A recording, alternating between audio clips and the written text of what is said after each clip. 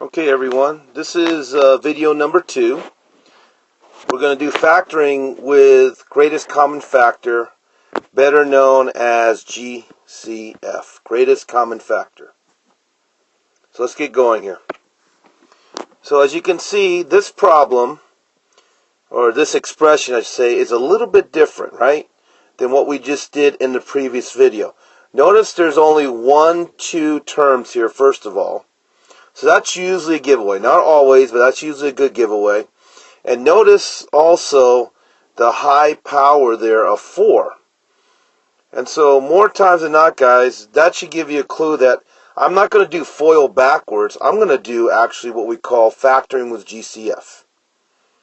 Okay, so let me clean this up and get right to it. So here's how you factor with GCF. Let's look at the numbers first of all. The 2 and the 8. Those 2 coefficients, right? Ask yourself, what number can we divide them by? What number or factor do they have in common?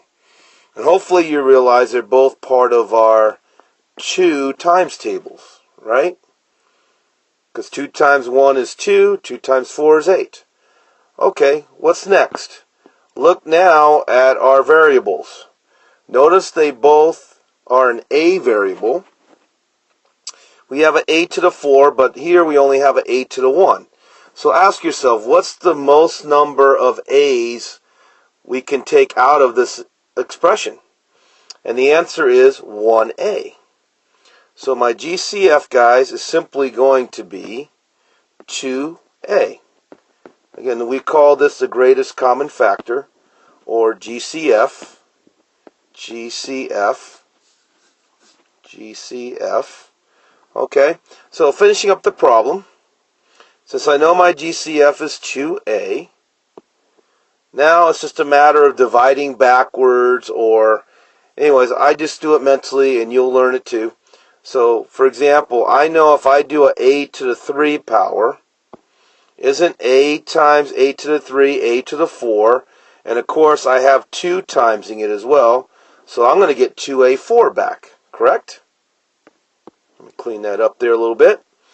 Likewise, look at the next expression, the 8a. Well, 2a, guys, let me clean this up some more. 2a here in front, that GCF, if I times it by 4, would I not get 8a?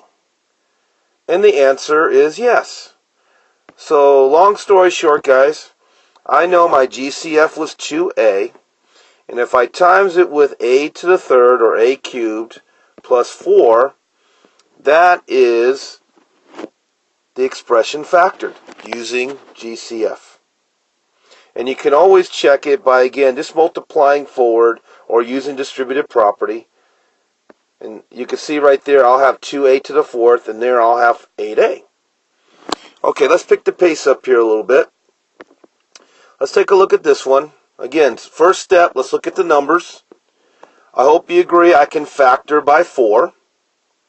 Now let's look at the variables. I have an a here, a squared there. They both have 1a in common.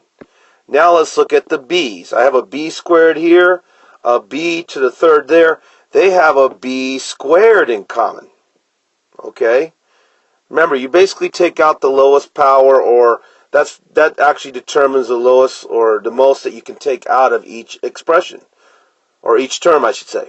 So finishing up, if I do a 2, isn't 2 times 4 here going to be the 8? I already have my a here, and I already have my b squared. So all I needed was a 2. Okay, so let me clean this up here. Alright, so what's next? Notice the minus in the middle of my expression, guys. So keeping track of our signs, we better have a minus. And now I'm going to do a 3, because 3 times 4 is this 12 right there, correct? Let me clean it up again, start over. So we have the minus.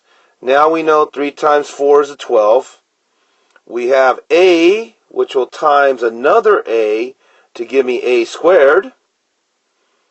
And finally, I have b squared here, And if I times it with another b, I will get the b cubed. So long story short, I know 4ab squared. If I times it with 2 minus 3ab, I will have factored that expression using GCF. Pause the video if you need to.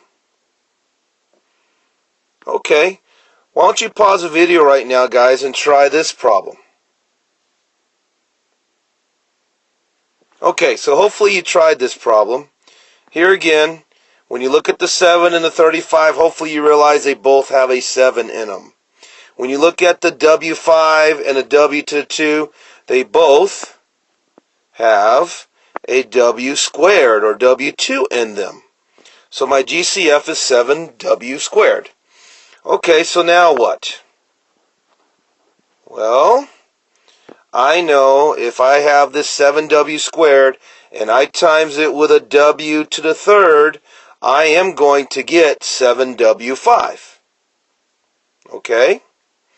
And if I take this same 7W squared, and, oh, there's a minus here, so let's make sure we have a minus. I'm going to times it with a 5. And notice the W squared is already covered in my expression. So I'm basically done. So guys, 7W squared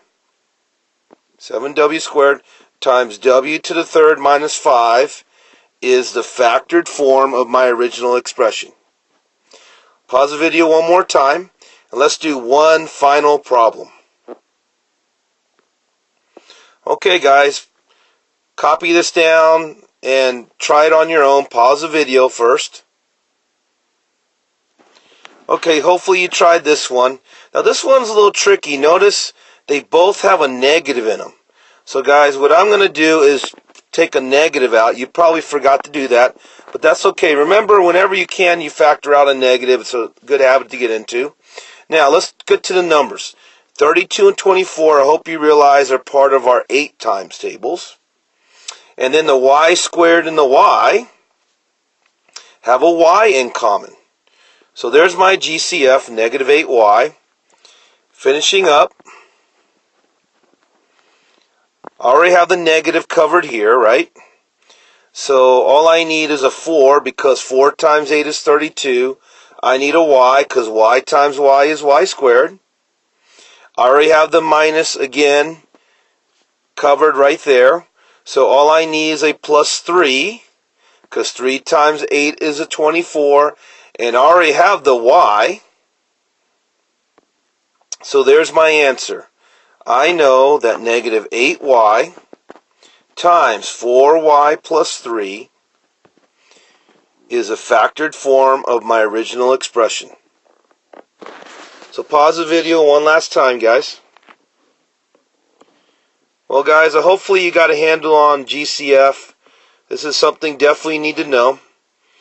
And I'll be making a third video combining the 2 most common ways of factoring. Until then, bye.